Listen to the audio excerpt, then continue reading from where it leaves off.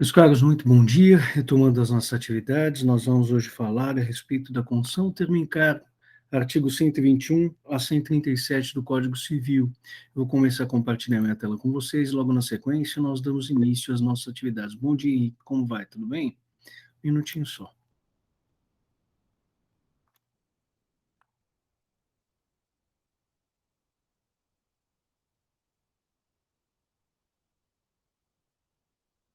Bom dia, Gustavo, como vai? Tudo bem?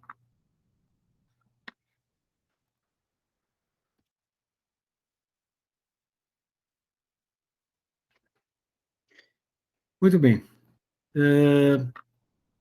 Então, conforme havia dito a vocês, eu não sei se vocês conseguem acompanhar aqui na tela a alteração dos slides. Vocês conseguem acompanhar a alteração dos slides? Porque na apresentação que me está sendo compartilhada pelo Google, está estabilizado o arquivo eletrônico no primeiro slide. Eu vou modificar o slide agora, eu preciso verificar se isso está sendo alterado. Vocês podem confirmar para mim se está aparecendo as epígrafes, artigo 121 a 130 do Código Civil? Não está. Está estabilizado, né? Tá, um minutinho só, viu? Eu vou tentar reestruturar. Muito obrigado.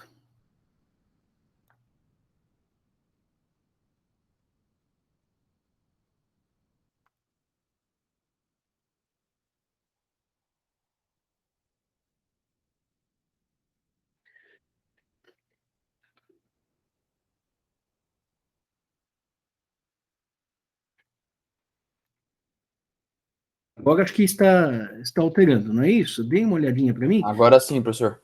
Ah, ótimo, muito obrigado, Gustavo. Então, vamos lá, começando as nossas atividades. Hoje nós vamos falar a respeito de condução termo em cargo, temas que talvez já tenham sido abordados pelo professor Elcio Madeira, junto de vocês, em Direito Romano.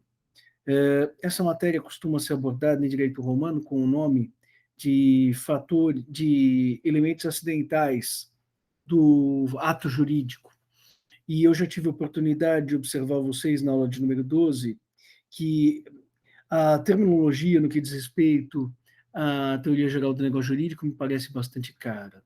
E exatamente por força disso, nós vamos reservar a expressão elementos para nos reportarmos ao plano de existência, seja falando sobre os elementos indispensáveis a toda e qualquer espécie de declaração de vontade, os elementos cerne ou nucleares da declaração de vontade, do negócio jurídico, vale dizer declaração, objeto, forma, tempo, lugar, finalidade e circunstâncias negociais, seja também para nos reportarmos àqueles elementos que acabam sendo demandados em situações específicas, como é o caso da entrega, no que diz respeito aos contratos reais quanto à sua formação, contrato de comodato, contrato de mútuo, contrato de depósito, contrato de penhor, ou mesmo a forma escrita no que diz respeito à facção testamentária. Ultrapassado esse primeiro plano, o plano da existência, nós nos deparamos com o segundo plano, chamado de plano da validade, e a propósito do plano da validade, nós nos reportaremos às categorias dos requisitos ou dos pressupostos de validade. Eu disse a vocês também na aula de número 12 que os requisitos ou pressupostos de validade podem ser genéricos ou específicos. Os requisitos ou pressupostos genéricos são aqueles apontados no artigo 104 do Código Civil, incisos 1º, 2º e 3º, vale dizer, agente capaz, objeto lícito, possível, determinado ou determinável, forma prescrita ou defesa em lei. Esses são os requisitos genéricos positivos. Haverá requisitos genéricos negativos que não podem estar presentes, sob pena de nos depararmos com uma declaração de vontade inválida. Esses requisitos genéricos negativos, ou seja, os que não podem estar presentes em toda e qualquer espécie de declaração de vontade, serão examinados a partir da próxima aula, os defeitos do negócio jurídico. Erro, dolo, coação, estado de perigo, lesão, fraude contra credores e assim sucessivamente. Também talvez tenham sido já abordados pelo professor de Direito Romano. Ocorre que, superado esse segundo plano, plano atinente à validade da declaração de vontade, nós chegamos ao chamado plano da eficácia. e no plano de eficácia da declaração de vontade, no negócio jurídico, nós falaremos em direito civil em fatores de eficácia, mas em outras oportunidades, alguns professores costumam se reportar a esse terceiro plano, aludindo a elementos acidentais do ato jurídico. Então, aqui não estou falando de algo que seja inteiramente desconhecido de vocês, muito embora a abordagem que talvez tenha sido feita em outra oportunidade mereça alguma sorte de adaptação nesse contexto pelo qual nós passamos no presente momento. É importante nós observarmos que são três os principais fatores de eficácia, ou para usar a terminologia dos manuais de direito romano e de alguns dos nossos manuais de direito civil um pouco mais tradicionais. São três os fatores de eficácia ou elementos acidentais trabalhados pelo Código Civil nesses artigos 121 a 137. A condição, o termo e o encargo. É claro que nesse cenário a condição acaba ganhando uma espécie de protagonismo, não por uma preferência pessoal de minha parte, mas pela existência de uma disciplina jurídica muito mais articulada, muito mais desenvolvida e consubstanciada nos artigos 121 a 130 do Código Civil. Muito do que se dirá a propósito da condição também poderá ser aproveitado, feitas as necessárias adaptações à vista das especificidades respectivas, também ao chamado termo e, finalmente, ao encargo ou modo. De toda forma, é lógico que nessa aula de número 14 nós vamos nos dedicar principalmente ao estudo das condições. E, ao final da minha exposição, eu vou tecer algumas considerações conclusivas e que se reportarão às noções de termo e de encargo. Aqui é importante nós observarmos que alguns atos jurídicos são absolutamente incompatíveis com o emprego desses fatores de eficácia, e mais precisamente com a condição. Esses atos são chamados de atos puros. Voltando aqui no slide anterior, na parte final, está destacado entre aspas, eu não consigo ver porque existe uma porcaria de uma declaração aqui do Google, para evitar o efeito espelho infinito. Eu quero que se foda o efeito espelho infinito, eu quero olhar para os meus slides para poder dar minha aula. Bom, mas de toda forma, deve estar aí na última linha do slide, entre aspas, atos puros. O que significam esses atos puros? São atos incompatíveis com o emprego desses fatores de eficácia. Então, eu não posso utilizar condição, eu não posso utilizar termo, eu não posso utilizar encargo, salvo quando expressamente autorizados em texto de lei, no caso de declarações de vontade atinentes a essas 5 categorias apontadas no começo desse segundo slide. Por exemplo, atos que não admitem qualquer espécie de incerteza, e entre parênteses eu coloco aqui a aceitação e a renúncia de herança. Um exemplo, suponham que meu pai tenha falecido e alguém diga, Estevam, você aceita a herança de seu pai? Eu digo, aceito se o tal time de futebol se tornar campeão brasileiro ao final da temporada 2021. Do ponto de vista técnico, não haveria nada de se criticar com relação a esse tipo de externação de vontade. E ficaríamos todos aqui à espera do desfecho do Campeonato Brasileiro para saber se o Estevam teria ou não teria acesso à vocação hereditária em decorrência da morte de seu pai. Ocorre não por uma questão de escrúpulo ou de moralidade, nesse primeiro momento, mas por uma incompatibilidade dos interesses envolvidos nessa sucessão hereditária com a noção de incerteza, que não vai se admitir esse tipo de aceitação de herança. Vejam, no dia em que eu digo assim, aceito a herança de meu pai, desde que tal time seja campeão brasileiro ao final da temporada 2021, não apenas os meus interesses estarão jungidos ao desfecho do Campeonato Brasileiro de Futebol, mas também os interesses de outros herdeiros poderão estar sujeitos a esse tipo de incerteza. Imaginemos que eu fosse o único descendente de meu pai. Bom, se nenhum descendente, no caso, se eu, único descendente, não aceito a vocação hereditária derivada da morte do meu pai, então a vocação hereditária seria deferida aos ascendentes. Então, o pai de meu pai acabaria por herdar o seu acervo hereditário.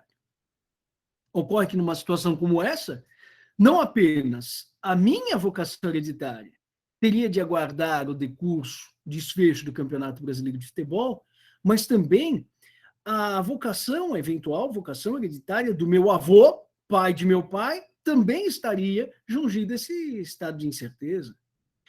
E aqui nós estaríamos numa verdadeira cadeia que nos poderia conduzir ao infinito, de pessoas que acabariam sendo afligidas ou acabariam tendo seus interesses atrelados a essa situação de incerteza.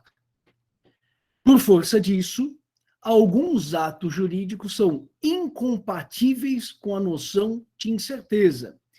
E os exemplos que acabo trazendo a vocês, trata-se de um rol meramente exemplificativo, outras manifestações também podem surgir nesse sentido, mas acabam sendo a aceitação e a renúncia da herança. Eu não posso aceitar ou renunciar, abdicar da herança de alguém em função, por exemplo, do emprego de uma condição.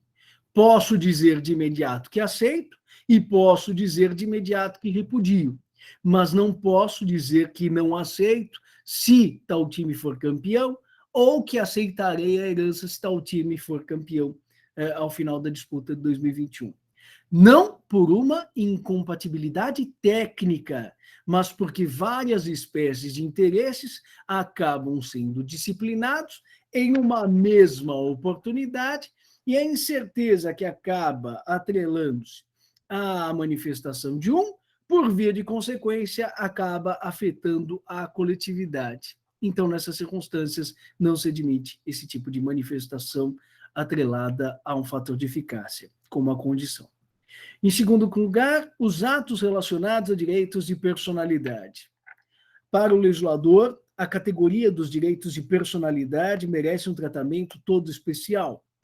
Por força disso, eu já tive a oportunidade, num dos meus inúmeros fracassos, de sustentar, num concurso para professor doutor da Faculdade de Direito da Universidade de São Paulo, que os direitos de personalidade, muito em breve, não pertencerão ao direito civil, mas acabarão sofrendo de uma emancipação e, no futuro próximo, pelo menos dizia eu àquela época, haveria um tratamento, haveria um código específico, uma legislação específica devotada aos direitos de personalidade.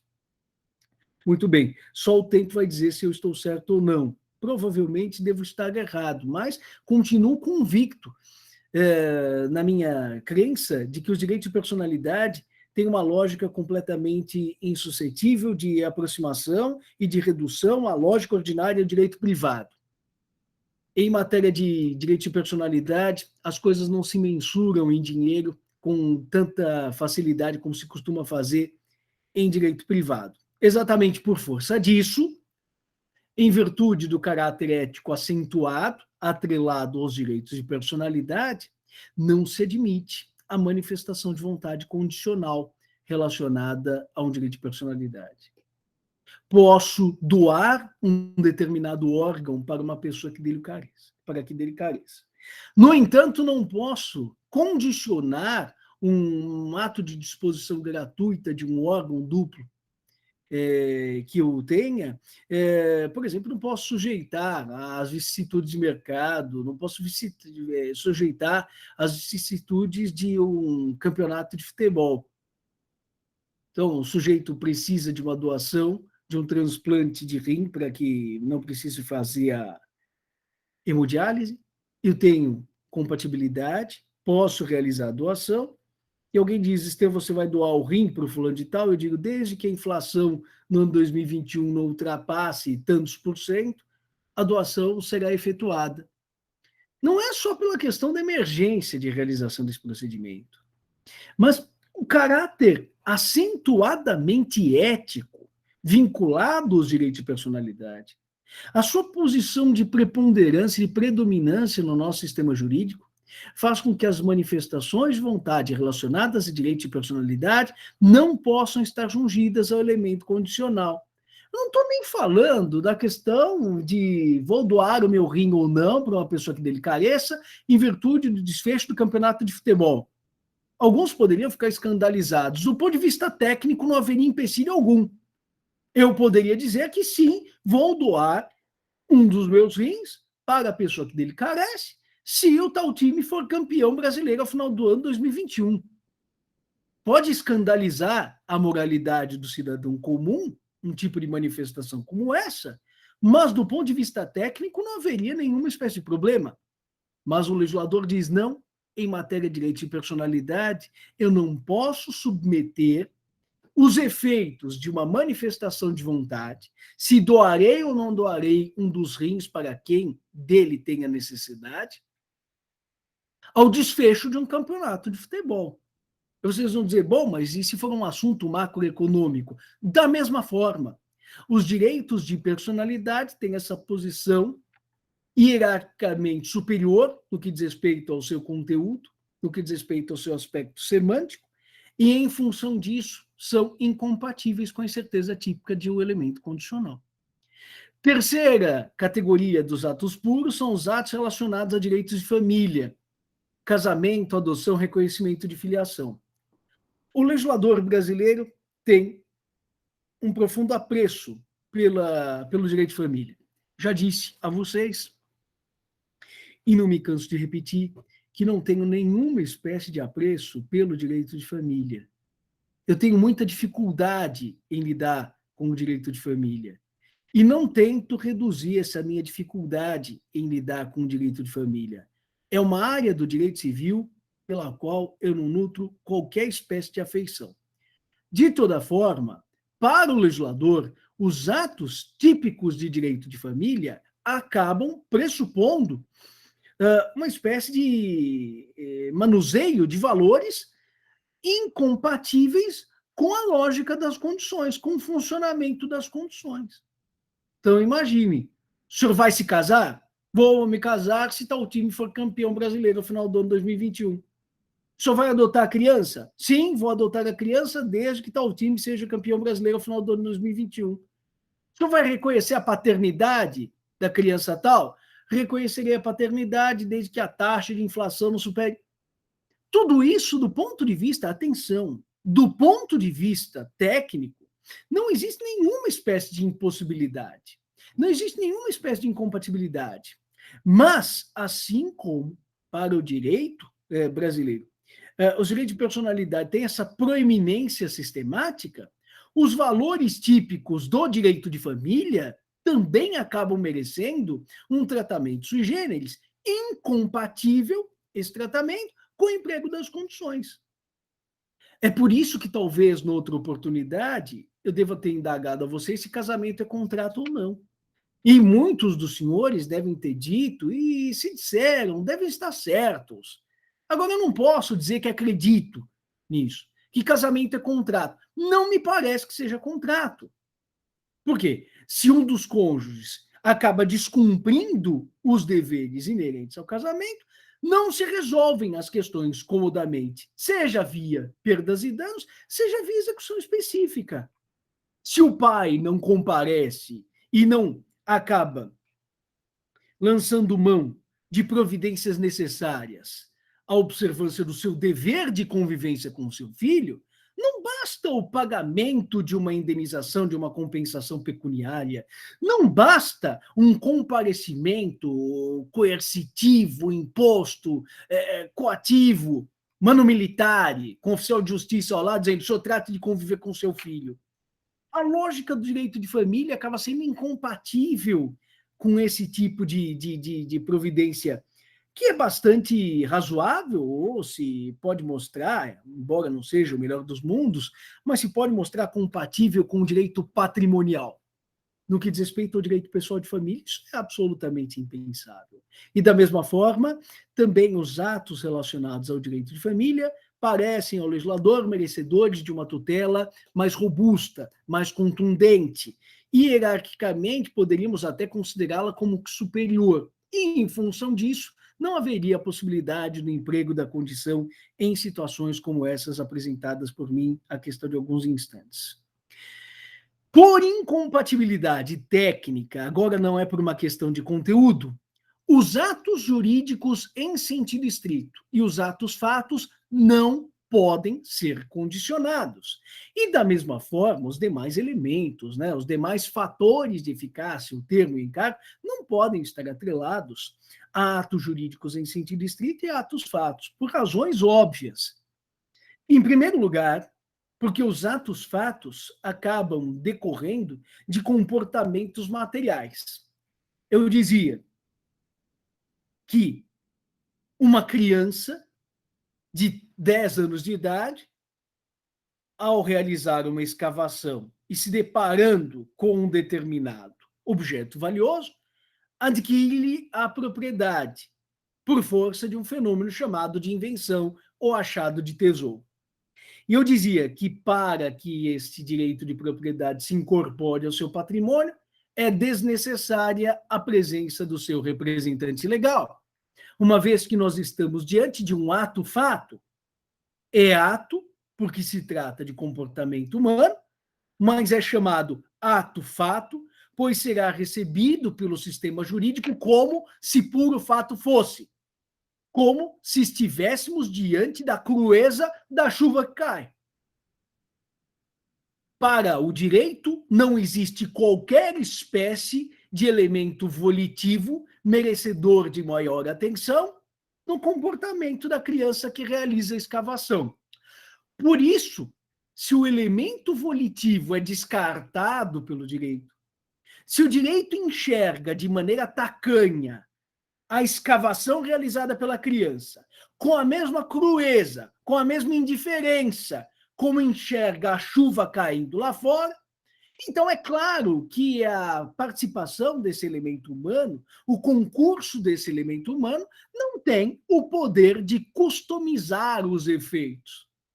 Ah, então a criança se tornará proprietária daquele baldinho encontrado, desde que o tal time seja campeão brasileiro ao final do ano 2021. Isso é absolutamente impensável, porque esses determinados atos-fatos saltam do plano da existência imediatamente para o plano de eficácia, sem intervalo e sem possibilidade de customizações.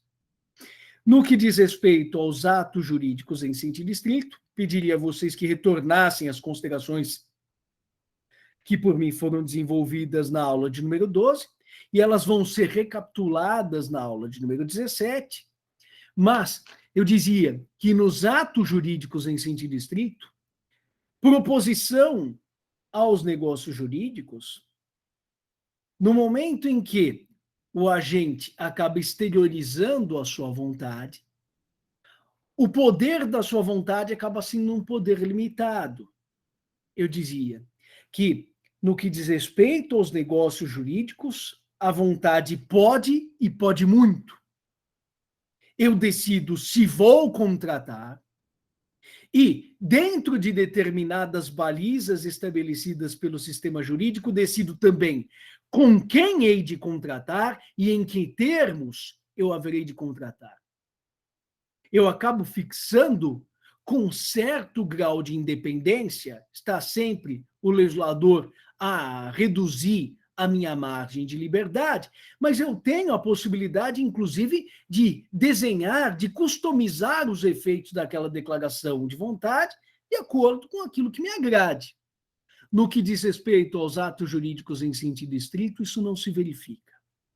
Quanto aos atos jurídicos em sentido estrito, eu decido se os pratico ou não, mas os seus efeitos não acabam sendo efeitos ex voluntate, acabam sendo efeitos ex lege.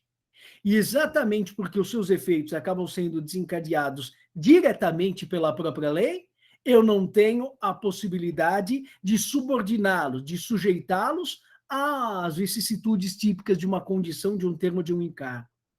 Então, interpelarei fulano com a finalidade de que seja constituído em mora, se e apenas e tão somente se o Corinthians for campeão brasileiro ao final do ano 2021. Isso é absolutamente impensável, porque no que diz respeito aos atos jurídicos em sentido estrito, os seus efeitos acabam derivando da própria lei.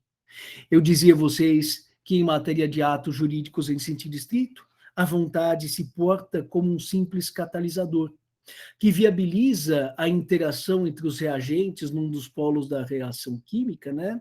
E viabilizando, abrindo-se portas para que os produtos acabem surgindo. Mas o catalisador ele não controla quais produtos serão produzidos, em que medida os produtos serão produzidos ou não. Ele simplesmente, introduzido em um determinado cenário, faz com que os reagentes interajam entre si e o resultado daquela reação acaba sendo incontrolável pelo próprio catalisador. Da mesma forma, aqui, a vontade no que diz respeito aos atos jurídicos em sentido estrito é importante, é decisiva, mas tem um papel um pouco mais limitado. E por força disso, por uma incompatibilidade técnica, a semelhança também dos atos-fatos, os atos jurídicos em sentido estrito são insuscetíveis de condição. Aqui eu preciso fazer uma observação antes de começar a leitura de cada um dos artigos do Código Civil devotados à condição termo em cargo. A partir da aula de número 12,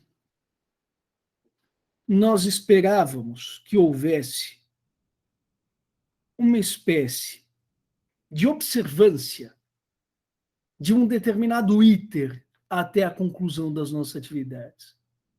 O caminho mais natural seria começarmos pelo plano da existência e, na sequência, nos debruçarmos sobre os planos da validade e da eficácia.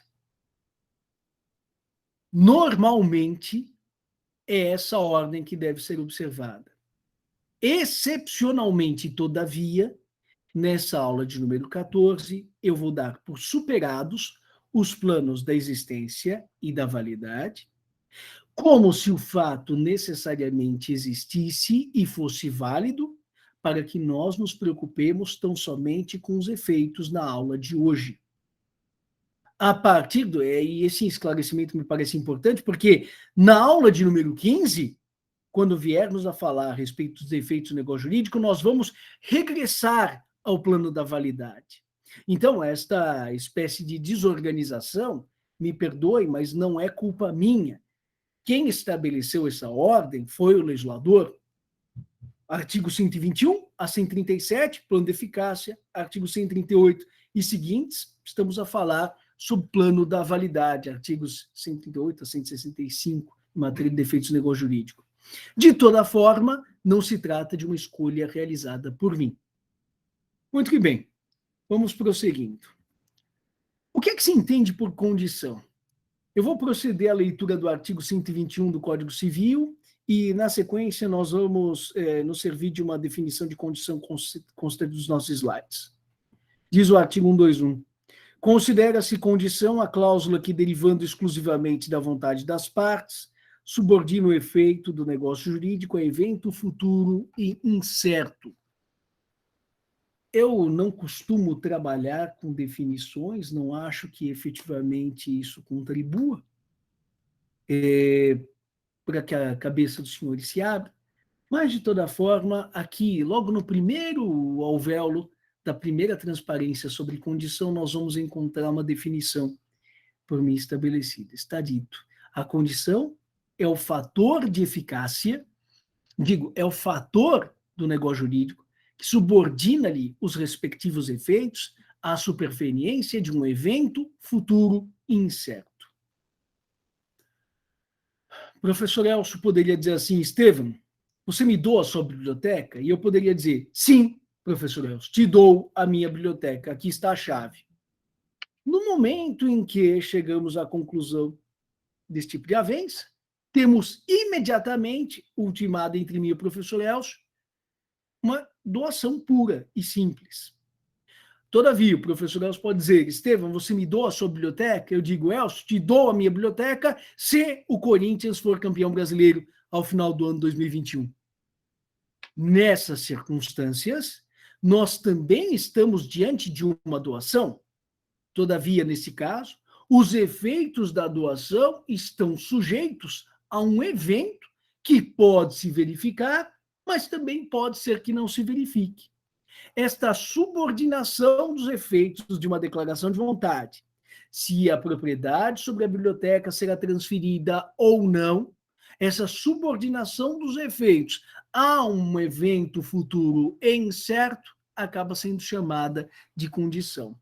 É um dos 3 fatores de eficácia com os quais nós vamos trabalhar na aula de hoje.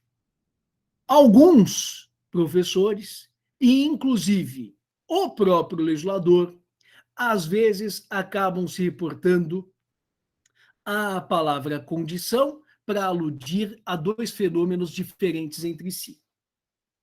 Ora, fazem alusão à condição para se referirem à cláusula do negócio jurídico, que subordina os efeitos da declaração de vontade a um evento futuro incerto, e, em alguns casos, acabam se reportando, graças ao a mesma expressão, a mesma palavra, condição, ao evento futuro incerto. Ou seja, se o Corinthians vai ser campeão brasileiro ou não. Então, para evitar qualquer espécie de mal-entendido, esses autores de direito civil dirão que haverá 2 modalidades de condição: a condição cláusula e a condição evento.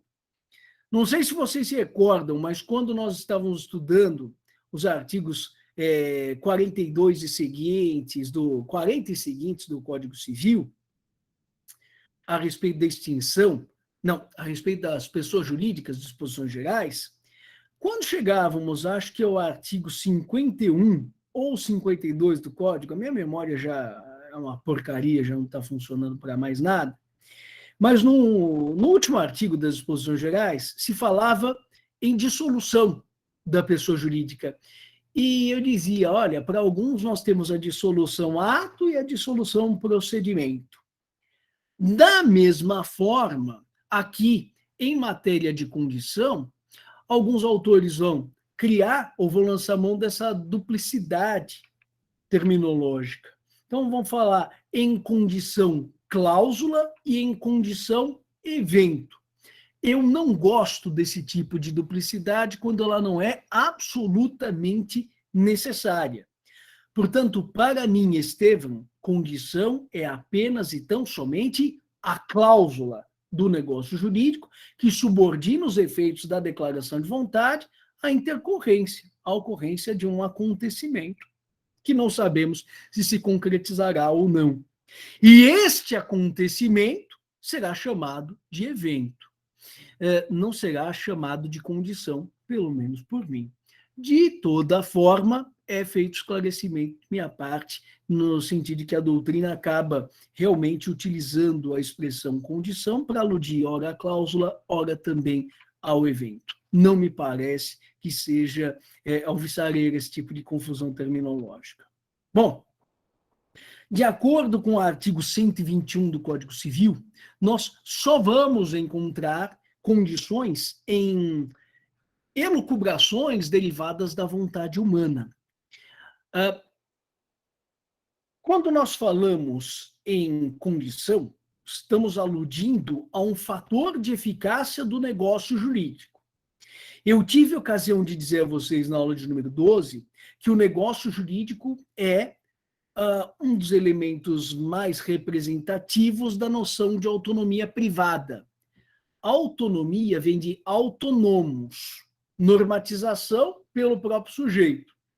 Privado, e porque típica do direito privado, do direito do indivíduo que não está exercitando as suas prerrogativas políticas, as suas prerrogativas em um cenário do qual participe o Estado em uma relação de desigualdade, e exercitando essa liberdade na medida em que o Estado assim o permite. Não é uma autonomia da vontade, como em outros tempos nós tivemos a oportunidade de observar. É uma autonomia bastante mais restrita. Por isso que eu não falo em autonomia da vontade, mas falo em autonomia privada. Ora, quando não se trata subordinação dos efeitos de uma declaração de vontade, um evento futuro incerto, não se trata de um engendramento da vontade do sujeito, mas de uma imposição do próprio sistema jurídico, nós não estamos diante de uma autêntica condição. Eu vou tentar explicar a vocês do que eu estou a falar. O professor Elcio diz: Estevão, você me doa a sua biblioteca? Aí eu te digo: Aí eu digo aí, sim, Elcio, te dou a minha biblioteca e entrego a chave da biblioteca para ele. Doação pura e simples. Admite-se doação pura e simples? Sim, admite-se doação pura e simples. Ótimo. Segundo cenário. O Elcio aparece e diz, Estevam, gostaria que você me doasse a sua biblioteca. Aí eu digo, Elcio, te dou a minha biblioteca se, e apenas então somente se, o Corinthians for campeão brasileiro ao final do ano de 2021. Nessas circunstâncias, nós estamos diante de um engendramento da vontade que acaba subordinando os efeitos da doação à ocorrência de um evento futuro e incerto. Não sabemos se o Corinthians será campeão brasileiro ao final do ano 2021 ou não. Mas haveria, sim, a possibilidade de nós desacoplarmos essa doação de qualquer elemento condicional, como no exemplo 1 que eu havia dado a vocês. Ótimo. Agora imagine uma situação diferente. Eu, Estevam, elaboro um testamento e digo, por força do meu testamento, o professor Elcio Madeira será nomeado legatário do Estevam e receberá a sua biblioteca após a morte do Estevam. Apenas e tão somente se sobreviver ao Estevam. O que significa isso? Significa que o Elcio vai receber a minha biblioteca apenas se estiver vivo ao tempo da minha morte, ao tempo do meu óbito, do meu passamento. Puxa, professor, mas realmente duas possibilidades existem. É possível que você faleça antes do professor Elcio, e aí tudo correrá conforme o planejado, mas é possível que o professor Elcio venha a falecer antes. E aí, nessas circunstâncias, não haverá possibilidade de cumprimento dessa sua disposição testamentária. Eu digo, é verdade. Aí vocês dizem, então, estamos diante de uma condição. E eu digo, não. Vocês vão dizer, não. Professor, eu não tenho certeza se o Corinthians vai ser campeão brasileiro ao final do ano 2021. Temos aí condição. Eu também não tenho certeza se o professor Elcio Madeira vai morrer depois de você. Pode ser que ele morra antes. Estamos diante do mesmo cenário de incerteza. Sim, só que o problema é que eu não estou acoplando a morte do professor Elcio, nesse segundo caso, a um contrato de doação, mas sim ao meu testamento. Notem, ainda que eu não dissesse de maneira pomposa que o professor Elcio se tornaria legatário da minha biblioteca apenas e tão somente se estivesse vivo ao tempo do meu óbito, isso está subentendido da própria noção de testamento. Para todo e qualquer testamento, o herdeiro testamentário ou o legatário, o herdeiro recebe quinhão ou cota, 10%, 20%, 30%, 22,22222%, ou recebe um bem individuado, um automóvel, um imóvel, os valores que estiverem em uma aplicação financeira X, a biblioteca do Estevam. Então, sejam os herdeiros que recebem cota ou quinhão, sejam os legatários que recebem bem específico, mas todos eles vão receber apenas e tão somente se o herdeiro ou legatário estiver vivo ao tempo da morte do testador. Não é uma peculiaridade do testamento feito pelo Estevão Repousado. Nessas circunstâncias, nós estamos diante daquilo que é uma aparência de condição. E por que se trata de uma simples aparência de condição? Porque condição autêntica é um exercício da autonomia privada. É um exercício do autonomos, da possibilidade de construção de uma normatividade à custa da minha liberdade, à custa da minha vontade. No que diz respeito, todavia, a esta espécie de exigência de que o professor Elcio esteja vivo ao tempo da minha morte, para que seja incorporada a minha biblioteca ao seu patrimônio, isto não corresponde ao engendramento da vontade do Estevam. Isto corresponde a um imperativo legal. Sempre que nós estivermos diante de uma situação como essa, em que a subordinação dos efeitos de uma declaração de vontade estiver atrelada a uma imposição legal, mas não a uma criação da vontade, nós estaremos diante de uma falsa condição, de uma condição aparente, chamada de conditio iuris. E a conditio iuris tem cara de condição, tem jeito de condição, tem pinta de condição, mas não corresponde a uma autêntica condição. Tudo bem? Muito importante que vocês tenham isso em mente. Notem que para a doutrina majoritária, nós vamos ter de encontrar a presença de três elementos para que estejamos diante de uma condição autêntica. O primeiro desses elementos corresponde à voluntariedade. Então, acabei de mencionar a vocês no slide imediatamente anterior, que não se trata de condição, a conditio iuris, porque ela não é uma criação da vontade, ela corresponde a uma imposição derivada da própria lei. Então, de acordo com o primeiro pressuposto aqui, a chamada voluntariedade, só será considerada condição a subordinação dos efeitos de uma declaração de vontade a um evento futuro incerto, quando estivermos diante de uma imposição, de uma espécie de customização levada a efeito pelo próprio agente da autonomia privada. Em segundo lugar, é indispensável que o evento, aquele acontecimento, que pode ser que se verifique, pode ser que não se verifique, mas é indispensável que o evento seja futuro. Como assim? Vamos imaginar que ontem nós tenhamos tido várias partidas do Campeonato Brasileiro de Futebol e eu não tive a oportunidade de acompanhar nenhuma dessas partidas. Eu conheço os seus resultados? Não. Aí o professor Elcio diz assim, Estevão, você me doa a sua biblioteca? Eu digo, Elcio, te dou a minha biblioteca se o Corinthians venceu a partida do Campeonato Brasileiro de ontem. Caso ele tenha empatado, caso ele tenha perdido, não te dou a minha biblioteca. E aí, qual foi o resultado? Ele falou, também não vi. Bom, nesse caso, percebam que tanto para o doador como também para o donatário, é desconhecido o resultado da partida. Não existe deslealdade, tanto da parte dele quanto da minha parte. Mas também aqui nós não estamos diante de autêntica condição. E por que não? Porque falta a esta espécie de construção, agora sim, derivada da vontade, não é uma imposição do ordenamento jurídico, mas falta a esta espécie de elemento forjado, falta a chamada futuridade. Das duas, uma. Ou o Corinthians ganhou a partida de ontem, e o professor Elcio será o proprietário da biblioteca por mim doada a ele, ou então o Corinthians empatou ou perdeu. E nessas circunstâncias não haverá doação absolutamente alguma. A sorte já foi lançada ontem. Não existe risco em atividade, não existe risco em percurso. Simplesmente o acontecimento que decidirá se o evento futuro, se a biblioteca pertencerá a ele ou não, acaba sendo desconhecido de uma das partes, ou às vezes de ambas. Mas, de uma forma ou de outra, sendo desconhecido de ambas as partes, ou tão somente de uma delas, diante de condição autêntica, nós não estaremos. É uma falsa condição.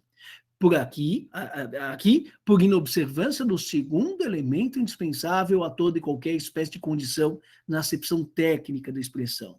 Não a voluntariedade, mas a futuridade. O terceiro elemento indispensável para a caracterização de uma autêntica condição corresponde à chamada incerteza. Só poderá ser considerada condição a subordinação dos efeitos de uma declaração de vontade a um evento futuro e incerto. A minha morte corresponde a um evento certo ou incerto? Certo.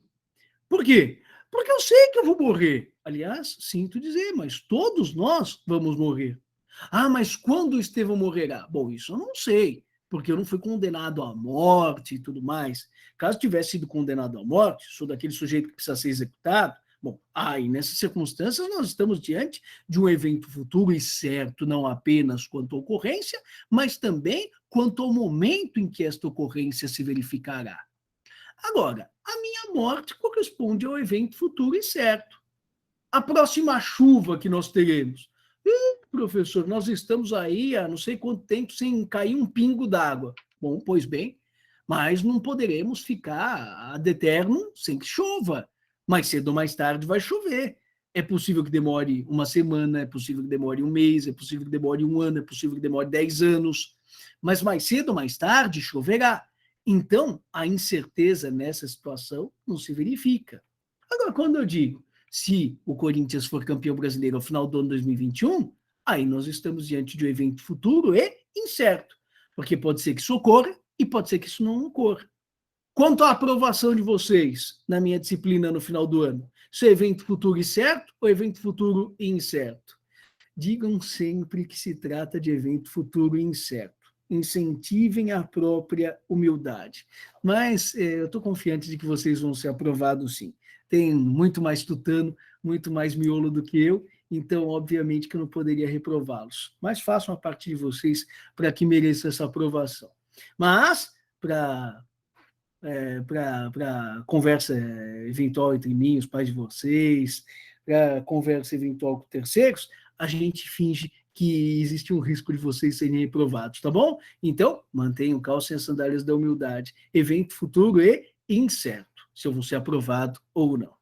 Bom, um professor por quem eu tenho grande admiração, aliás, o único manual de direito civil que eu acabo recomendando como parte geral, do professor Francisco dos Santos Amaral Neto, da Universidade Federal do Rio de Janeiro. O professor Francisco Amaral, ele tem uma tese escrita exclusivamente a propósito das condições. Então, é o Papa em matéria de condições no Brasil, e o professor Francisco Amaral exige, além desses três elementos, voluntariedade, futuridade e incerteza, outros três elementos para que estejamos diante de uma autêntica condição.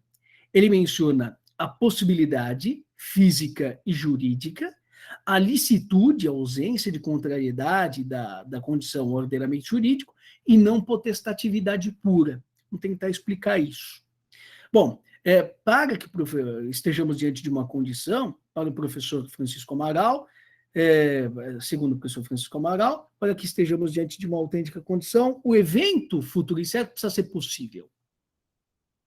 Então, o Elcio diz assim: Estevam, me doa a sua biblioteca? Eu digo: Elcio, te dou a minha biblioteca se um aluno da sala, primeiro DD, ou CD, ou AD, ou BD, se um dos alunos da manhã conseguir encostar o dedo na lua, mantendo os pés no chão. Isto se trata de um acontecimento absolutamente inviável. Nesse caso, nós estamos diante de uma impossibilidade física. É diferente da impossibilidade jurídica. Vejam, o professor Elcio diz assim: Estevam, você me doa a sua biblioteca? Eu falo: Elcio, te dou a minha biblioteca se um advogado da Faculdade de Direito de São Bernardo do Campo conseguir homologar uma sentença estrangeira no STF.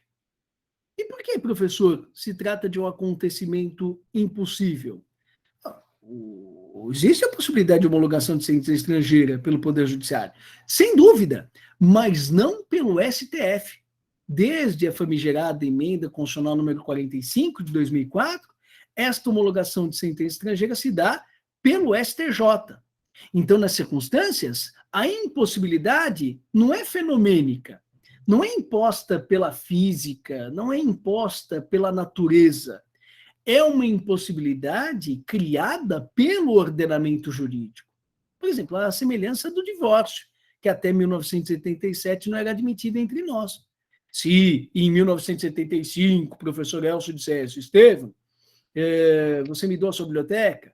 E eu dissesse para ele: te dou a minha biblioteca se um único divórcio vier a ser decretado aqui na comarca de São Bernardo do Campo. Bom, então, nessas circunstâncias, nenhuma biblioteca seria doada. E por que não? Porque existiria um obstáculo, e esse obstáculo teria sido construído pelo próprio direito.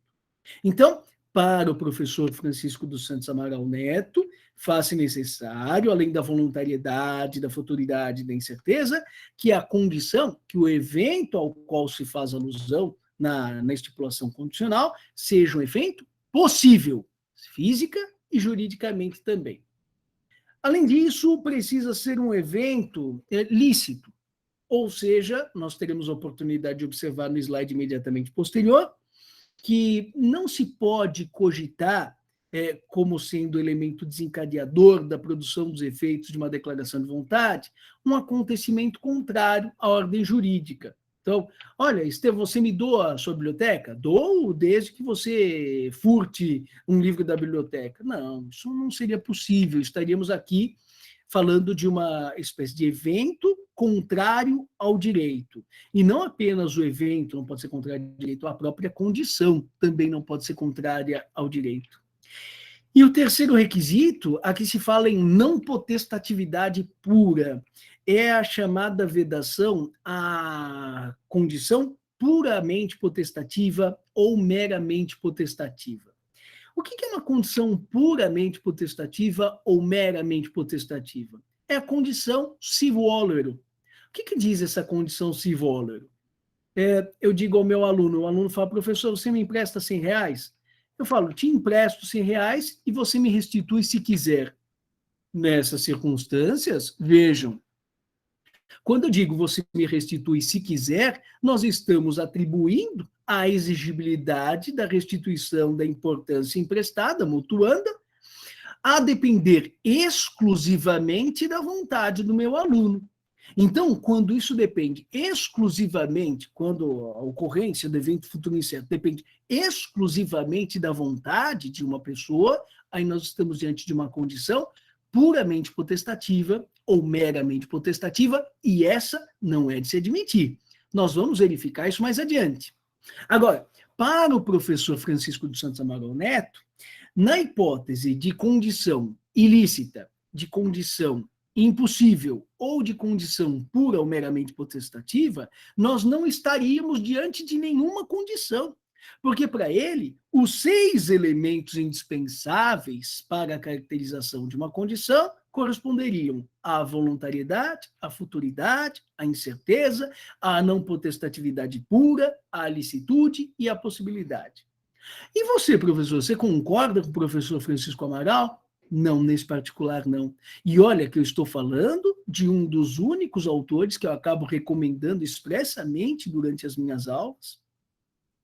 Seu manual é um dos mais brilhantes manuais de direito civil do direito brasileiro.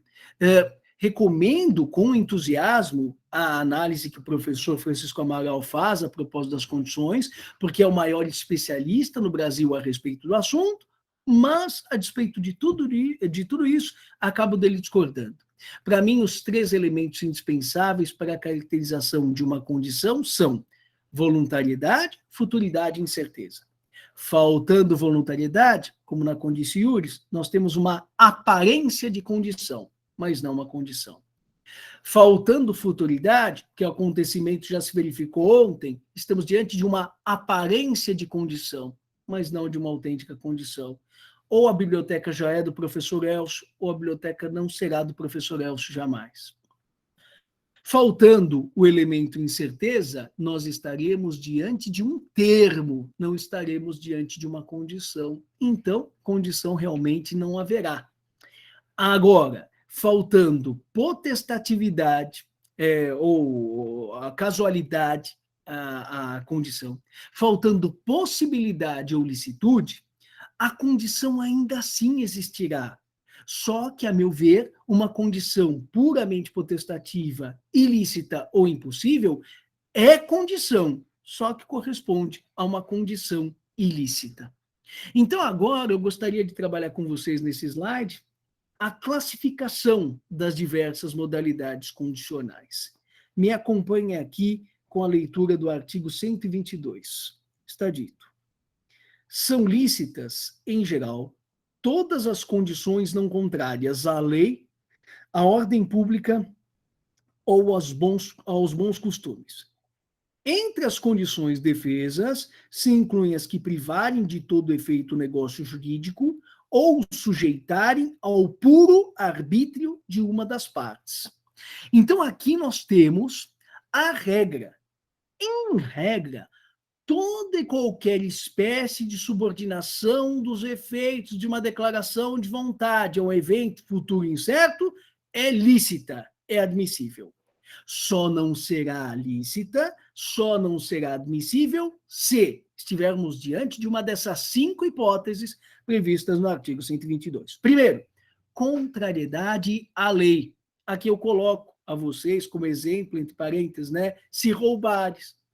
Eu digo, fulano diz, professor, você me doa a sua biblioteca? Eu falo, te dou a minha biblioteca se você roubar alguma coisa. Não.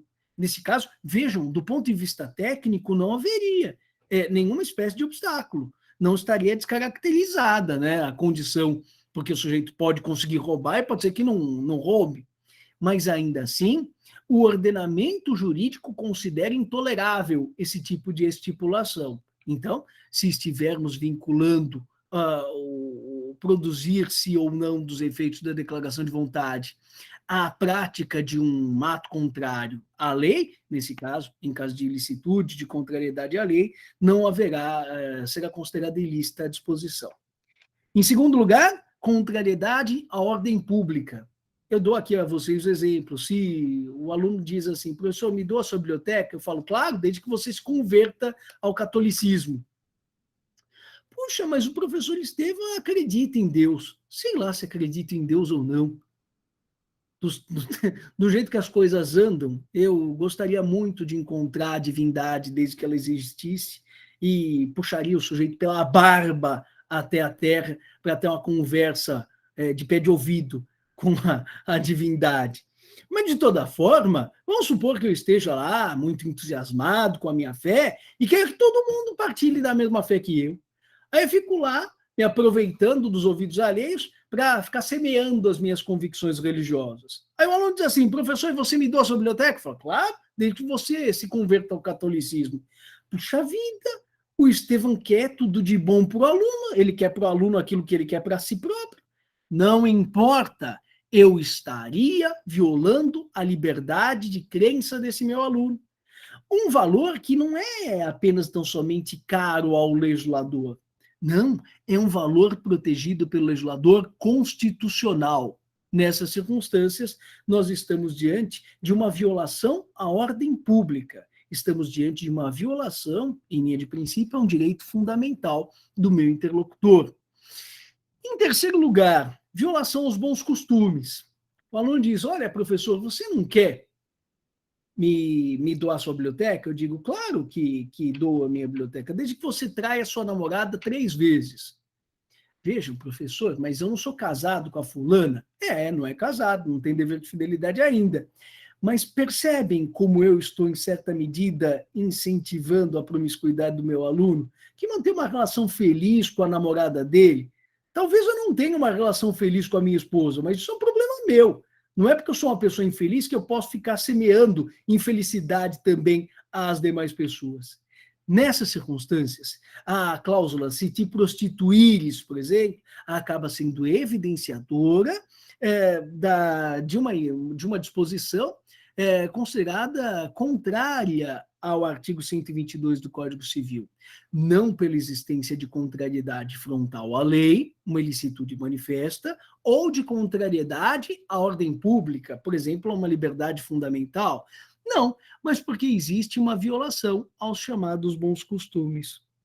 Também se diz, depois do ponto e vírgula, e ali, depois do ponto e vírgula, nós vamos encontrar mais 2 espécies de condições ilícitas que, entre as condições defesas, se incluem as que privarem de todo efeito o negócio jurídico. São as chamadas condições perplexas. O que é uma condição perplexa, professor? É aquela condição que nos deixa em situação de autêntica perplexidade. Imaginem, eu coloco aqui a vocês entre parênteses, serás meu herdeiro testamentário se a distribuição de meus bens observar inteiramente a sucessão legítima. Ora, se os meus bens, após a minha morte, serão distribuídos exclusivamente de acordo com aquilo que estabelece a lei, como é que nessas circunstâncias o sujeito poderá ser meu herdeiro testamentário? Conseguem compreender? É possível que haja, no direito romano, não. Só havia sucessão testamentária ou sucessão legítima. As duas não podiam conviver. No direito brasileiro, não, elas podem conviver. O grande problema é que nessa disposição estabelecida por mim, o sujeito só será meu herdeiro testamentário se a distribuição dos meus bens observar única e exclusivamente aquilo que a lei estabelecer. Então, realmente, diante de um testamento como esse, eu começo a coçar a cabeça assim e falo: puxa vida, realmente eu acho que eu não almocei direito, não tomei café da manhã, não estou conseguindo entender. Não, mas realmente nesse caso nós estamos diante de uma condição perplexa. E é aquela que priva a manifestação de vontade de todo e qualquer espécie de sentido ou efeito. E, finalmente, ou sujeitarem ao puro arbítrio de uma das partes. Normalmente, quando eu trabalho com vocês, alunos de primeiro ano, eu tenho comigo um código de 2002. É uma edição muito velhinha que eu carrego comigo desde 2002. É um exemplar do Código 2002, ladeado com o Código de 1916. E, infelizmente, eu acabei deixando isso lá no meu imóvel, e eu não estou com o Código 16 aqui. Mas se vocês tiverem a possibilidade de pesquisar, pesquisem no Código 16 e vocês verão que não havia essa expressão puro arbítrio de uma das partes. No Código 16 se falava sujeitarem ao arbítrio de uma das partes. E aí, realmente, questionava-se, puxa vida, mas será que toda e qualquer espécie de condição, evento que depende em certa medida da vontade de alguém, será considerado como uma condição ilícita? Vejam, eu digo assim ao meu aluno, ele, professor, você me doa a sua biblioteca? Eu falo, dou a minha biblioteca se você for aprovado no primeiro ano do curso de Direito. Isso depende da vontade do camarada, não? Não, lógico, naturalmente. Se ele fizer toda a força do mundo para ser reprovado, naturalmente que não vai ser aprovado. Mas a vontade do meu aluno é suficiente para que ele consiga ser aprovado? Não. Ele precisa ter a predisposição de estudar as matérias, mas também precisa contar com um bom resultado. E esse bom resultado vai depender da sua vontade, mas vai depender também daquilo que ele aprendeu, vai depender, às vezes, de um pouquinho de sorte. Então, nós não estamos falando, nesta hipótese, de uma condição puramente potestativa. Estamos falando de uma condição simplesmente potestativa. A condição simplesmente potestativa, para cujo implemento, então o evento vai se verificar, mas para que ele se verifique, ele depende não apenas da vontade de alguém, mas também do acaso, depende da sorte, de algo que está incontrolado inteiramente por ele. Nessas circunstâncias, essa condição simplesmente potestativa pode ser considerada como uma condição lícita. Agora, aquela condição civólero que eu mencionava para vocês, né? Ah, professor, me empresta R$ 100? Eu falo, eu te empresto e você me restitui se você quiser. Esta condição acaba sendo chamada de condição meramente potestativa ou puramente potestativa, quando ela decorre única e exclusivamente da vontade de um dos envolvidos para que os efeitos da declaração de vontade acabem surgindo. Então, essa condição puramente potestativa é de se considerar como ilícita. Então, sintetizando o resultado desse primeiro ifenzinho, desse alvéolo do slide, são de se considerar, em regra, como lícitas todas e quaisquer condições, excetuadas 5 hipóteses previstas no artigo 122. Contrariedade frontal à lei, contrariedade à ordem pública, contrariedade aos bons costumes, quando estivermos diante de uma condição perplexa, que prive de efeitos no negócio jurídico, no caso da sua verificação, né, da superveniência do evento futuro incerto, ou quando sujeitarem a declaração de vontade de seus efeitos ao puro arbítrio de uma das partes. Quanto à possibilidade do evento, as condições podem ser consideradas possíveis ou impossíveis.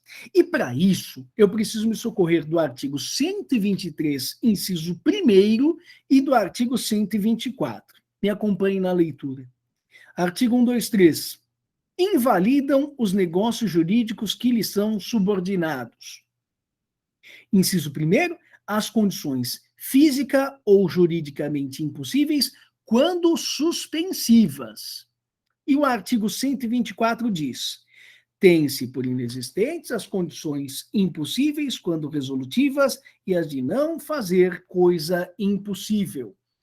O que se entende por condição impossível? Bom, já vimos, né? Eu já tive a oportunidade de explicar quando falava lá dos requisitos que para o professor Francisco dos Santos Amaral Neto eram indispensáveis para a caracterização de uma condição. Então, condição impossível é aquela que alude a um evento que não pode se concretizar, seja em virtude de um obstáculo derivado da natureza, condições fisicamente impossíveis, ou de um obstáculo criado pelo próprio sistema jurídico, condições juridicamente impossíveis. Essas condições física ou juridicamente impossíveis, por obstáculos derivados da mãe natureza, então, conseguir tocar a lua mantendo os pés no solo, né, na terra, ou então condições juridicamente impossíveis, conseguir, por exemplo, a homologação da sentença estrangeira no STF, ou conseguir, por exemplo, que seja decretada a pena capital do locatário inadimplente no curso de uma ação de despejo. Isso não vai acontecer, não. Então, nessas circunstâncias, de condições juridicamente impossíveis ou fisicamente impossíveis, se estivermos diante de uma condição suspensiva, não apenas a condição será considerada inválida, mas a própria disposição de vontade à qual ela estiver atrelada acabará sendo considerada nula de pleno direito. Então, olha que curioso. Se o aluno me diz, se o professor Elcio me diz, Estevam, me doa a sua biblioteca? Eu digo, Elcio, te dou a minha biblioteca desde que um aluno da turma da manhã consiga tocar a lua mantendo os pés no solo. Bom, mas nem o aluno da manhã, nem o aluno da noite. Nessa hipótese, estamos diante de uma condição fisicamente impossível. Consequência prática. A condição acaba sendo considerada nula de pleno direito e, além da condição, também a doação praticada entre mim e o professor Elcio Madeira acabará sendo considerada como inteiramente desprovida de validade. Será um contrato de doação, será um negócio jurídico nulo, será um negócio jurídico inválido, como nós veremos na aula de número 16. Puxa, professor, sempre isso se verificará? Não. Isso se verificará quando as condições impossíveis, física ou juridicamente, forem condições suspensivas. Se estivermos diante de uma condição resolutiva e impossível, a solução é diferente. Vejam o caso. O professor Elcio diz assim, Estevam, me doa a sua biblioteca? Eu digo, claro, Elcio, te dou a minha biblioteca, mas esta doação se terá por desprovida de efeito se um aluno meu da turma da manhã conseguir tocar a lua mantendo os pés no solo.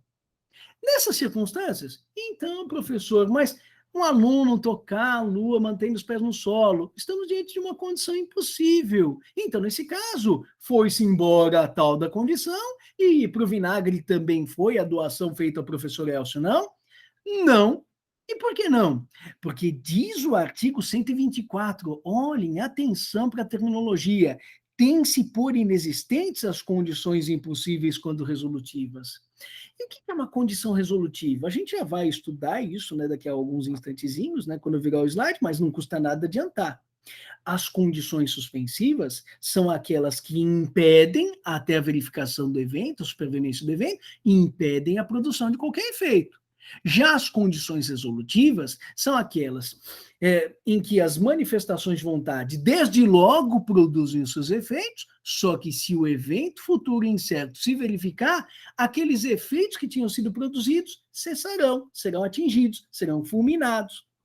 Essas espécies de condições em que os eventos futuros incertos acabam fulminando a validade, fulminando os efeitos da declaração de vontade, são chamadas de condições resolutivas e, para elas, quando as estipulações forem impossíveis, não se observará essa nulidade da declaração de vontade a qual estejam acopladas. Isto tem cara de pergunta de prova, isso tem jeito de pergunta de prova, isso tem pinta de pergunta de prova, e se cair na prova de vocês, não digam que eu não avisei. A impossibilidade, quando atrelada a uma condição suspensiva, leva não apenas à invalidade da condição, como também da declaração de vontade a qual esteja acoplada. Todavia, quando estivermos diante de uma condição impossível resolutiva e não suspensiva, simplesmente a condição se tem por não escrita, por inexistente, mas o ato ao qual ela está vinculada continua produzindo seus efeitos. Claro, desde que não exista nenhuma outra causa de invalidade. Além da diferenciação entre condições possíveis e impossíveis, lícitas e ilícitas, no último dos hífens desse alvéolo, eu falo da diferença entre condições casuais, potestativas e mistas. O que é uma condição casual? Condição casual é aquela que depende exclusivamente do acaso, de um elemento estranho, não depende de um comportamento adotado por um dos envolvidos naquela externação de vontade. Então, quando o professor Elcio diz assim, Estevão, você me doa a sua biblioteca? Eu digo, Elcio, te dou a minha biblioteca se o Corinthians for campeão brasileiro ao final do ano 2021, não sendo eu jogador do Corinthians, não sendo ele jogador do Corinthians, isso está absolutamente fora do nosso alcance. Nessas circunstâncias, estamos diante de uma condição casual. Condições potestativas são aquelas que dependem da vontade de um dos envolvidos. Bom, a gente já teve a oportunidade de falar disso, né? Também naquela abordagem que eu fiz da obra do professor Francisco de Santos Amaral Neto. Então, quando para a verificação do evento futuro incerto se mostre necessário alguma espécie de ato de um dos envolvidos, estamos diante de uma condição potestativa. Em linha de princípio, essa condição potestativa vai para o VAR, vamos dizer assim.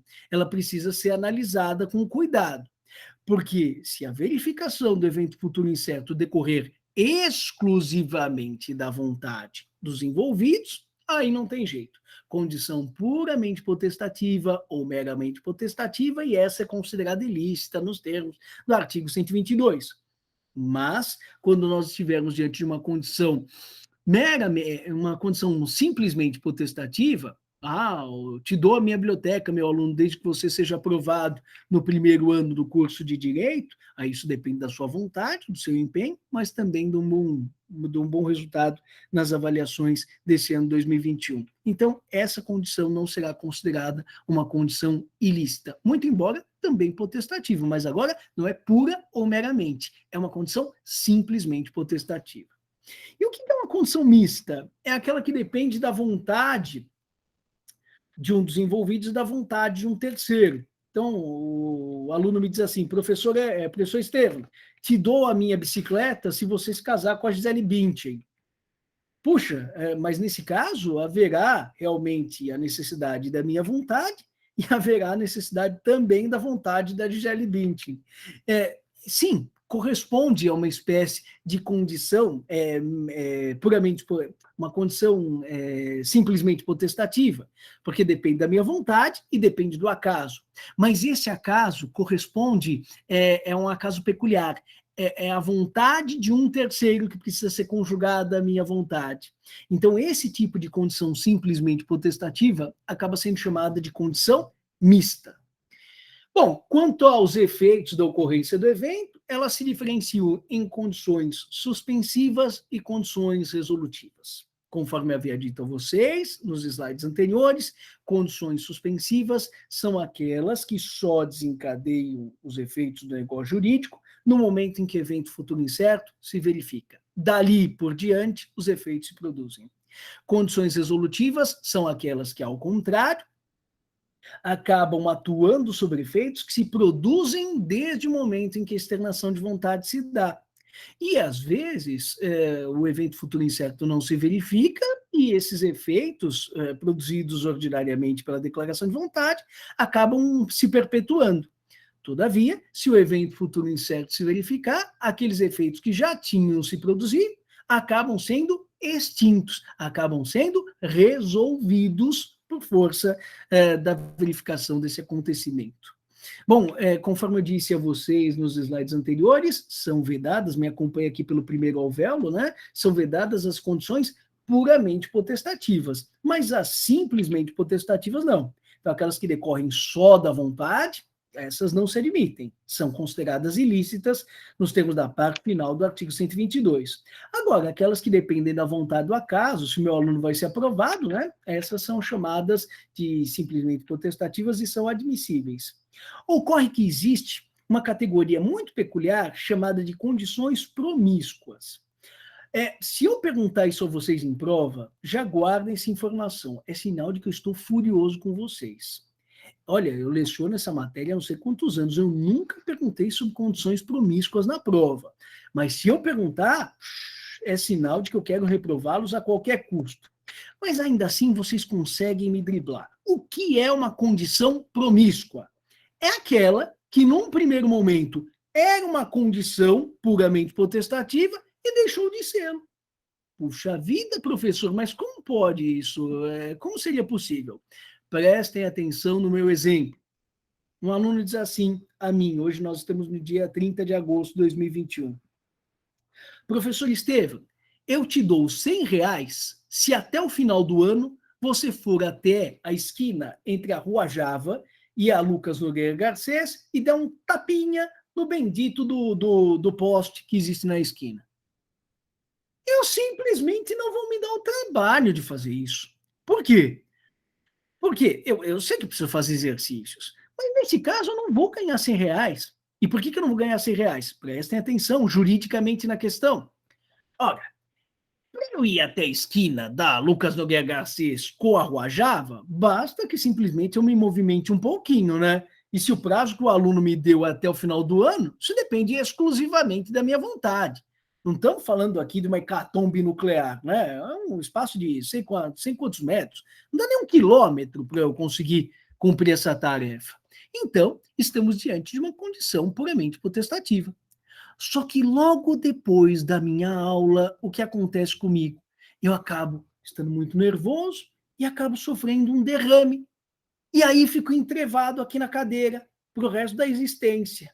Aí nessas circunstâncias, puxa vida, vejam, aquilo que seria possível a depender exclusivamente da minha vontade à primeira vista, agora se torna algo de difícil concreção.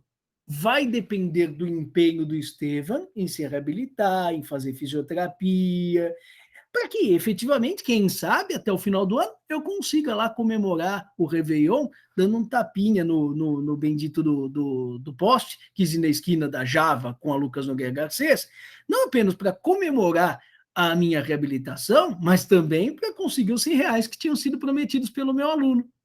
Conseguem perceber que, considerando-se o cenário anterior ao meu AVC, né, ao meu derrame, de 30 de agosto de 2021, nós estaríamos diante de uma condição puramente potestativa? Professor, num primeiro momento dependeria só da sua vontade. Então, mas no cenário imediatamente posterior ao meu derrame e antes do escoamento completo do prazo dado pelo meu aluno, 31 de dezembro de 2021, aí aquilo que poderia decorrer só da minha vontade, no primeiro momento, agora depende da minha vontade e também do meu esforço, das sessões de fisioterapia que eu vou realizar. Esta condição que ab início, ab ovo, era puramente potestativa, mas deixou de sê-lo durante este período intermediário, acaba sendo chamada de condição promíscua. Então, se eu perguntar a vocês o que se entende por condição promíscua, é aquela que, em linha de princípio, era puramente potestativa e ilícita, de acordo com a parte final do artigo 122 do Código Civil, mas que acabou deixando de se tornar uma condição puramente potestativa e se transformando em simplesmente potestativa, em virtude da superveniência de acontecimentos que acabaram fazendo com que o evento, o acontecimento futuro incerto, né, derivasse não só da vontade do sujeito, mas também de elementos incontroláveis pela sua vontade. Muito bem. No que diz respeito à condição suspensiva, até que se verifique a superveniência do evento futuro incerto, absolutamente nada foi adquirido pelo favorecido por uma disposição, uma manifestação de vontade. Professor Elcio diz assim: Estevam, você me doa a sua biblioteca? Eu digo, Elcio, te dou a minha biblioteca se o Corinthians for campeão brasileiro ao final do ano 2021. Isto quer dizer que até a data do encerramento do Campeonato Brasileiro, havendo encerrado certeza de quem será campeão, o professor Elcio não terá a biblioteca incorporada ao seu patrimônio. Até lá, ele tem apenas e tão somente o quê? Ah, professor, até lá ele tem uma expectativa de direito. Mais do que isso, ele tem um chamado direito eventual. Quando nós estávamos na aula de número 12, eu disse a vocês que 4 expressões próximas, mas inconfundíveis entre si, precisariam ser examinadas com muito cuidado. A chamada expectativa de direito, o direito eventual, o direito futuro e o direito adquirido. A expectativa de direito é um nada jurídico. Por quê? Porque o suporte fático sequer começou a se formar. Mas no caso do direito eventual, não. O suporte fático já começou a se formar, mas, efetivamente, ainda não se formou por completo. Se fosse uma doação pura e simples, né? O Elcio diz, me doa a sua biblioteca, eu digo, dou-te a minha biblioteca, está aqui. Nesse caso, o suporte fático completo, a norma jurídica incidiu, o negócio existente, válido e eficaz a doação. Caso, todavia, eu diga, Elcio, te dou a minha biblioteca, se o Corinthians for campeão brasileiro ao final do ano 2021, o suporte fático já começou a se formar, mas ainda assim, os efeitos não acabaram favorecendo imediatamente a esfera jurídica do professor Elcio Madeira. Nessas circunstâncias, então, ele tem apenas e tão somente um direito eventual, mas não tem direito adquirido. Deem uma olhadinha no que está dito no artigo 125 do Código Civil. Subordinando-se a eficácia do negócio jurídico à condição suspensiva, é aquela que, enquanto não se verifica o evento, nada de efeito acaba sendo produzido. Então está dito, subordinando-se a eficácia do negócio jurídico à condição suspensiva, enquanto esta se não verificar, não se terá adquirido o direito a que ele visa. Percebam? Então, nós não temos ainda um direito adquirido. Puxa vida, então o professor Estevam diz assim, professor Elcio, em 30 de agosto. O Elcio diz, Estevam, me dá a sua biblioteca? Eu digo, Elcio, te dou a minha biblioteca se o Corinthians for campeão brasileiro ao final do ano 2021. E tá lá o Elcio torcendo loucamente pelo Corinthians para conseguir ver a minha biblioteca. Só que é daqueles campeonatos disputadíssimos que só vai ser decidido na última rodada. E enquanto isso, aqui em São Bernardo está muito frio, sabe o que eu faço? Eu começo a queimar uma coleção da minha biblioteca por dia, até que o Campeonato Brasileiro acabe. E o Elcio fica furioso, porque ele fala, não, o Corinthians está ganhando, vai ganhar, vai se tornar campeão. O Estevam está tocando fogo na coleção, numa coleção que por enquanto é dele, mas mais cedo ou mais tarde vai ser minha. Aí eu disse, bom, eu digo, Elcio, mas por enquanto nós não sabemos quem vai ser campeão. Então você não tem nada que possa fazer para me impedir. Será que o professor Elcio não tem nada ao seu alcance para impedir esse meu comportamento abusivo? Dê uma olhadinha no que diz o artigo 130 do Código Civil. Ao titular do direito eventual, nos casos de condição suspensiva ou resolutiva, é permitido praticar os atos destinados a conservá-lo. Então, nessa situação do artigo 130, o professor Elcio, embora ainda não tenha direito adquirido, incorporado ao seu patrimônio, porque o Corinthians ainda não foi campeão brasileiro, ele pode tomar providências conservativas. Olha a parte final do artigo 130. Medidas, praticar os atos destinados a conservá-lo. Ele não pode adentrar a minha casa e se imiscuir na biblioteca. Isso não pode fazer. A biblioteca não é dele ainda. Medidas de natureza satisfativa ele não pode tomar. Agora, ele pode lançar mão de medidas de natureza cautelar ou provisional. E como eu disse a vocês na aula de número 12, as cautelas podem ser cautelas judiciais ou podem ser cautelas extrajudiciais. Ele pode, então, se dirigir ao magistrado aqui de São Bernardo do Campo, pedir uma ordem liminar, né, para que eu me abstenha desse tipo de comportamento. Ele oferece, por exemplo, um saco de lenha, oferece um saco de carvão para que eu acabe me aquecendo, compra um aquecedor, aqueles aquecedores da loja, você vai no Magazine Luiza, né, nas Casas Bahia, sabe-se lá onde você vai, na Arapuã, nem sei se existe ainda essa coisa. Você compra um aquecedor, mas se aquece, Estevão, no inverno terrível de São Bernardo do Campo, no gélido inverno de São Bernardo do Campo, mas não à custa de incendiar a biblioteca que futuramente me pertencerá. Bom, se pertencerá ou não, professor Elcio, só o Corinthians é que vai dizer ao final do ano, mas as medidas conservativas, preservativas já podem ser tomadas desde logo. Então, não está inteiramente de mãos atadas o titular de um direito eventual, que não é ainda um direito adquirido, mas ainda assim já lhe proporciona alguma sorte de mecanismo defensivo. De acordo com o artigo 123 do Código Civil, nós devemos considerar como condições que invalidam os negócios jurídicos que lhes são subordinados, não apenas aquelas condições físico-juridicamente impossíveis quanto suspensivas, que eu já trabalhei com vocês no inciso 1º do 1, 2, 3, mas também, inciso 2º, as condições ilícitas ou de fazer coisa ilícita, já havia mencionado, né, as condições se furtares, se roubares, inclusive as violadoras de ordem pública, todas aquelas consideradas ilícitas nos termos do artigo 122, todas as 5 categorias. E as condições incompreensíveis ou contraditórias. O que é uma condição incompreensível ou contraditória? Vamos supor que, por exemplo, venha a falecer e às vésperas do meu falecimento tenha feito um testamento em que eu tenha deixado todo o meu patrimônio para o Marcos. Quem é o Marcos que vai receber a herança do professor Estevão? Sei lá que Marcos existe. A gente vasculha a vida do Estevão e não há um único Marcos que tenha feito parte da vida do Estevão. Então, neste caso, nós estamos diante de uma condição absolutamente incompreensível. Eu não tenho elementos suficientes para fazer com que aquela manifestação de última vontade acabe por ser cumprida. Então, essas condições incompreensíveis ou contraditórias, já falei de alguma sorte de contradição a propósito das condições perplexas, né? As que privam o ato de todos os seus efeitos, quarta hipótese do artigo 122, todas elas acabam invalidando os negócios jurídicos em que acabarem estando situadas. A propósito dos efeitos, né, da relação estabelecida entre a condição e o negócio jurídico em que elas estão inseridas, importam os artigos 126, 127 e 128 do Código Civil. 126 quanto às condições suspensivas e 127 e 128 quanto às condições resolutivas.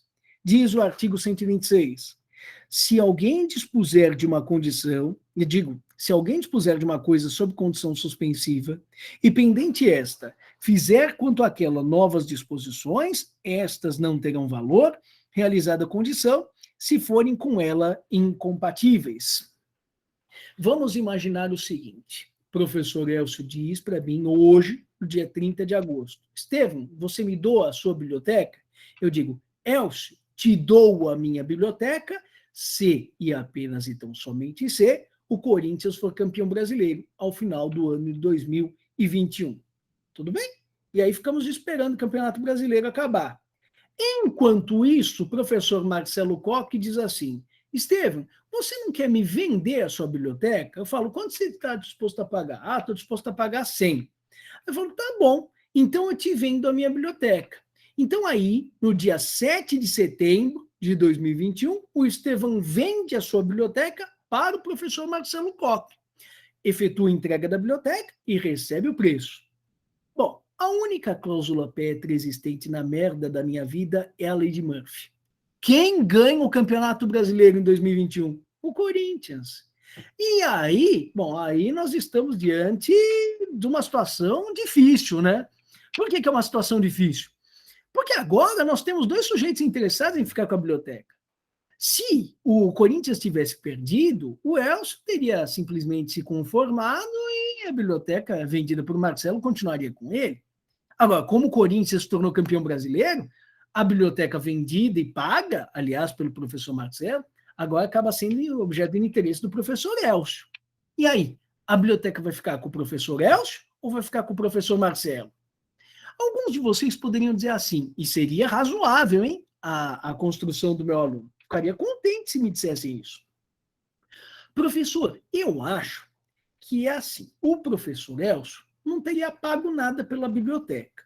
O professor Marcelo teria pago 100 pela biblioteca. Então, nessas circunstâncias, entre evitar um lucro do professor Elcio e sacramentar um prejuízo do professor Marcelo, a gente deixa a biblioteca com o professor Marcelo. E o Elcio perde o proveito da operação. Afinal, ele não ganhou nada, né? Digo, não despendeu nada, ele simplesmente deixaria de ter um lucro, né? Mas não acabaria tendo prejuízo algum. Essa ordem de raciocínios é absolutamente válida. E ela será muito importante para mim quando nós estivermos a falar da invalidade das declarações de vontade e, mais especificamente, de um dos defeitos do negócio jurídico, a chamada fraude contra credores. Mas, infelizmente, não é isso que se vai verificar. Não, professor, não. A biblioteca vai ficar com o professor Elcio. Vocês vão falar, mas que coisa injusta!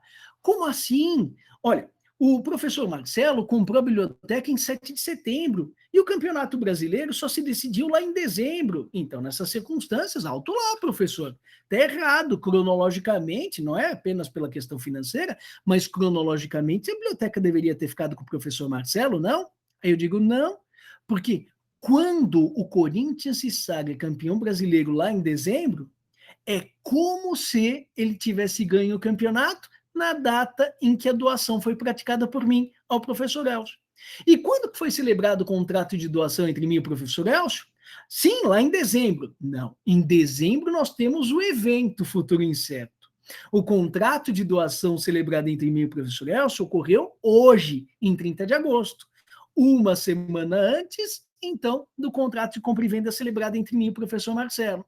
Então, nessas circunstâncias, se implementado, verificado o evento futuro incerto e implementada a condição, forem praticados outros atos incompatíveis com os direitos oriundos do implemento dessa condição, todos esses direitos que tiverem sido constituídos no intervalo e que acabarem se mostrando incompatíveis, se mostrarão automaticamente resolvidos.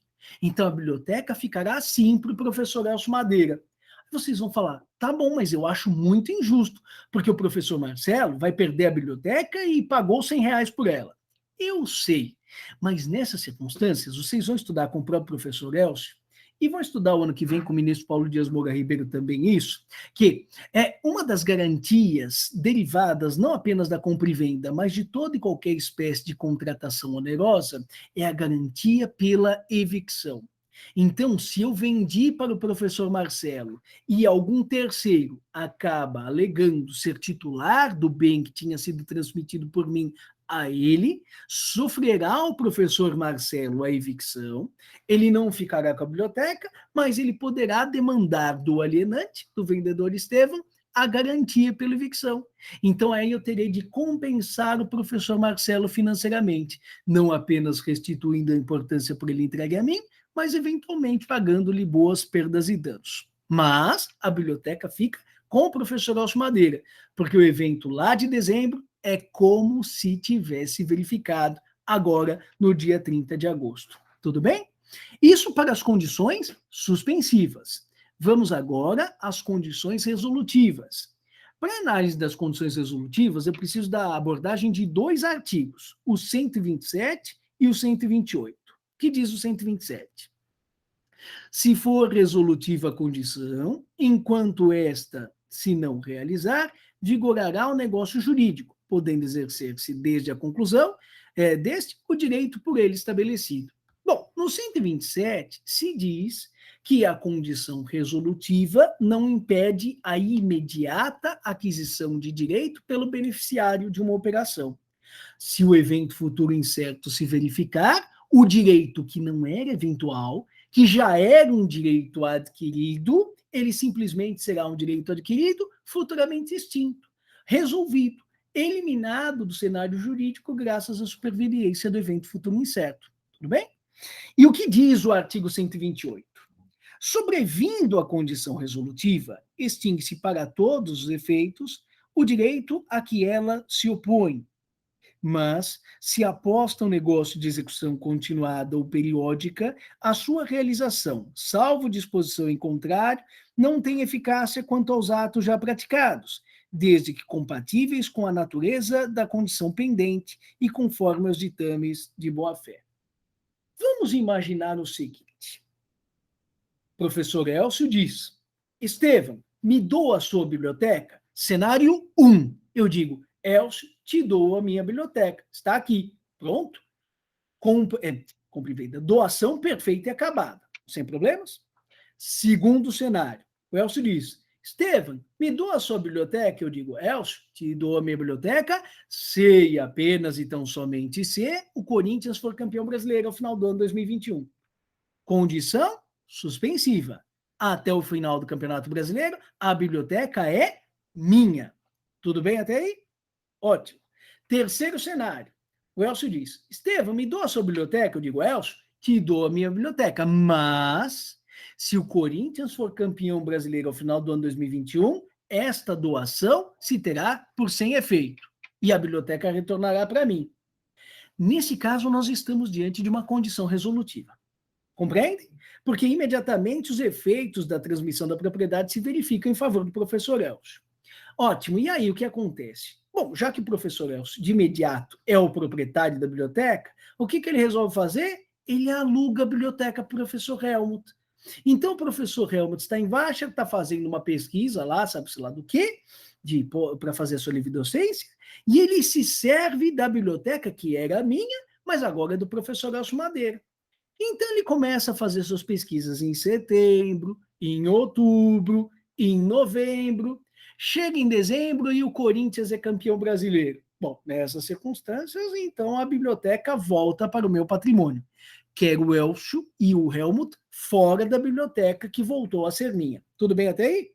Ótimo. Só que pergunta, e agora? O professor Helmut precisa pagar aquilo que efetivamente devia ao professor Elcio por força do arrendamento? Sim ou não?